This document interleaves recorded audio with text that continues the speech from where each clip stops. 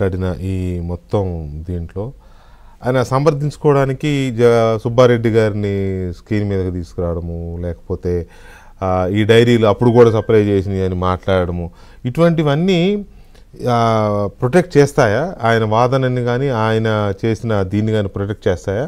Protect చేసే అవకాశమే లేదండి. ప్లస్ ఇంకొకటి ఏంటంటే మీకు మీ డిబేట్ సందర్భంగా నేను ఈ సిబిఐ సిట్ని నేను ఒక రిక్వెస్ట్ చేస్తున్నానండి. ఇవాళ జగన్మోహన్ రెడ్డి చెప్పిన ప్రెస్ కాన్ఫరెన్స్లో ఈ ప్రెస్ కాన్ఫరెన్స్లో చెప్పిన విషయాలన్నీ ఒక్కసారి చూస్తే ఈయనకి ఆ లడ్డు కల్తీ కుంభకోణానికి సంబంధించిన వివరాలన్నీ జగన్మోహన్ రెడ్డి దగ్గర ఉన్నాయి. అంతే కదా, అందుకే ఏం లేదని చెప్తున్నాడు. అందుకనే దాని మీదే బిట్ బై బిట్ చెప్తూ ఉన్నాడు. అంటే ఆ కుంభకోణానికి సంబంధించిన వివరాలు జగన్మోహన్ రెడ్డి దగ్గర ఉన్నాయి. కాబట్టి I'm requesting CBI SIT to issue అంటే వీటిని ఏ ఆధారాలతో నువ్వు లేదని చెబుతున్నావు, ఏ ఆధారాలతో అసలు ఈ వివరాలన్నీ నీకు తెలిసే జరిగినాయి కాబట్టి నువ్వు చెప్పిన దాన్ని లేకపోతే నీకు నోటీస్ ఇవ్వాలి. ఫస్ట్ జగన్మోహన్ రెడ్డికి నోటీస్ ఇవ్వాలి. ఎందుకంటే మొత్తం అన్ని విషయాలు చెప్తూ ఉన్నాడు. మొత్తం అంటే ఈయన పర్యవేక్షణలోనే జరిగినట్టుగా చెప్తూ ఉన్నాడు. అందుకని ఈయన చెప్పేవి అంటే మొత్తం అబద్ధాలు అనేది మనకు తెలుసు. జరిగిన తప్పుని సమర్థించుకోవటానికి కళ్ళ ఆర్పకుండా అబద్ధాలు చెప్తూ ఉన్నాడు. అబద్ధాలు చెప్పడంలో ఆస్కార్ అవార్డు దాకా పోతాడు. ఇక్కడ భక్తుల మనోభావాలని దెబ్బతీసే విధంగా మాట్లాడటం ఒకటి. రెండోది ఏంటి అంటే కల్తీ బోలేబాబా డైరీ గురించి కూడా తెలిసి ఈయనకి బోలేబాబా డైరీకి సంబంధించిన వివరాలు కూడా చెప్తూ ఉన్నాడు. ఈ మొత్తం అన్ని అంశాలు ఈయనకి తెలుసు కాబట్టి జగన్మోహన్ రెడ్డిని తక్షణమే ఎంక్వైరీకి పిలవాలి. ఇంకొక అంశం, ఇప్పుడు ఇదే కేసులో సుబ్బారెడ్డి గారి పిఏ అని ఒక చిన్న అప్పన్న అనే వ్యక్తిని పట్టుకొచ్చారు. అతని అకౌంట్స్లో 4 కోట్లు 5 కోట్లు ఉంటే సీజ్ చేశారు. అతని జీతం నెలకు 30,000 40,000 50,000 60,000 ఇన్ని కోట్ల డబ్బు ఎక్కడిదనే దాని మీద వివరణ సాగుతోంది. సుబ్బారెడ్డి గారేమో మనం విచారణకి వెళ్ళినప్పుడు ఏం చెప్పాడు, నా దగ్గర పనిచేసేవాడు అంతకుముందు, తర్వాత ఢిల్లీకి వెళ్ళాడు అని చెప్పాడు.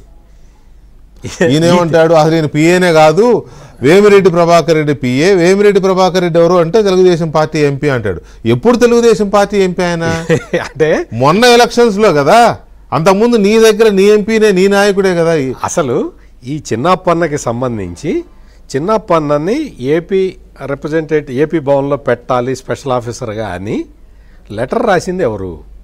జగన్మోహన్ రెడ్డి ఆఫీస్ వాళ్ళు లెటర్ రాశారు. సీఎంఓ నుంచి CMO adviser to chief minister అనే దాని మీద వెళ్తే దాని మీద అతన్ని అపాయింట్ చేశారు. నువ్వు అప్పుడు అపాయింట్ ఎందుకు చేశావు? సకల శాఖల హస్తం ఉందా ఇందులో? అన్ని ఉన్నాయి, అన్ని రకాల హస్తాలు ఇందులో ఉన్నాయి. ఏంటి భానుగారు ఏంటి చెప్తున్నారు? భానుగారు ఏంటి జీతం 75,000. అదే జీతం 75,000. భానుగారు ఏంటి సంబంధం లేదని చెప్తున్నారు కదా జగన్మోహన్ రెడ్డి గారు. అప్పన్నకి సుబ్బారెడ్డి గారికి ఫోన్ రికార్డ్ చేద్దామా జగన్మోహన్ రెడ్డి గారు? అప్పన్నకి సుబ్బారెడ్డి గారి మధ్య ఉన్నటువంటి సంబంధం ఫోన్ ట్రాక్ చేద్దామా? ఆయన హయాంలో టీటీడీ చైర్మన్ గా సుబ్బారెడ్డి గారు ఉన్నప్పుడు అప్పన్న మొత్తం వ్యవహారం నడిపాడు. మీ వైసీపీ నాయకులు కూడా అప్పన్న టికెట్ అడిగారు. సుప్రభాతం కావాలన్నా, తోమాలు కావాలన్నా, అర్చన కావాలన్నా, బ్రేక్ కావాలన్నా, ప్రోటోకాల్ కావాలన్నా అప్పన్నని అడిగారు. తెలుసా మీకు అది? అప్పన్నకి సుబ్బారెడ్డికి సంబంధం లేకపోతే ఎందుకు ఫోన్లు చేస్తారు? ఆయన ఫోన్ నుంచి ఎందుకు మెసేజ్ వస్తాయి? ఇది కాదని నేను నిరూపించగలుగుతావా? అసలు అప్పన్నని పెట్టిందే జగన్మోహన్ రెడ్డి అండి. జగన్మోహన్ రెడ్డి ఆఫీస్ ఇన్వాల్వ్ అయి పెట్టింది, అపాయింట్మెంట్ ఇచ్చింది.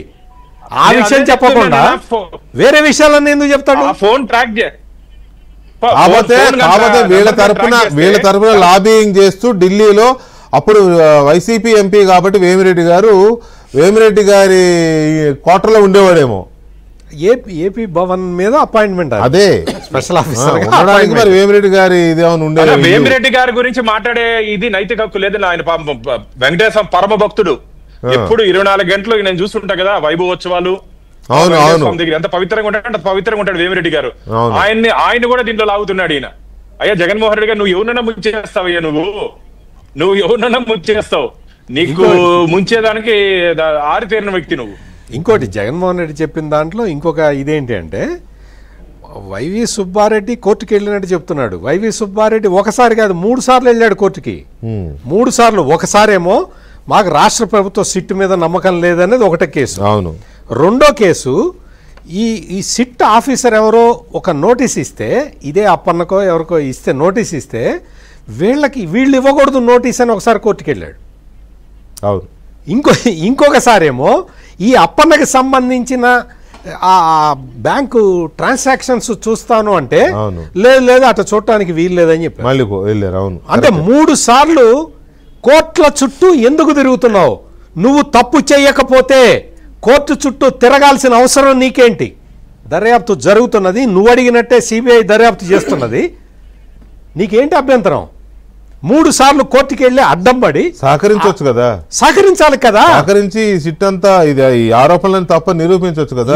ఈ వెంకటేశ్వర స్వామి మీద అంత భక్తి ప్రేమ ఈ అప్పన్న అకౌంట్ లో 4,58 లక్షలు ఉంటే 5 లక్షలు అతను ఉంచుకొని మిగిలినవన్నీ ట్రాన్స్ఫర్ చేశాడు. ఎవరికి చేశాడు? ఎవరెవరికి చేశాడు జగన్మోహన్ రెడ్డికి తెలిస్తే ఆ విషయం చెప్పాలి. 5 లక్షలే అప్పన్న ఉంచుకున్నాడు చాలా సిన్సియర్గా, మిగిలినవన్నీ ట్రాన్స్ఫర్ చేశాడు. ఎవరికి చేశాడు అనేది అడుగుతూ ఉంటే ఎవరు చెప్పరు.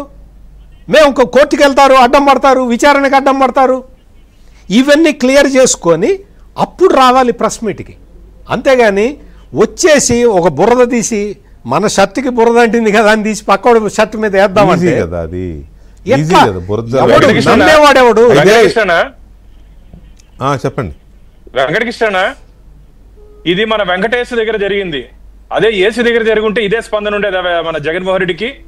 వెంకటేశ్వర దగ్గర జరిగితే ఒక విధంగా మాట్లాడతాడు, ఏసు ప్రభు దగ్గర జరిగితే ఒక విధంగా మాట్లాడతాడు. ఇది ఆయన స్వభావం. ఒక్క నిమిషం విజయ్ కుమార్ గారు, ఇప్పుడు ఈ పరకామణి కేసులో సిట్ వేశారు. ఆ సిట్ విషయంలో ఆయన ఒక వీడియో, మీరే చెప్పండి విజయ్ మీరే చెప్పండి. వెంకటకృష్ణ మీరే చెప్పండి మిమ్మల్ని పరకామణికి పోయే ముందు చెప్పండి.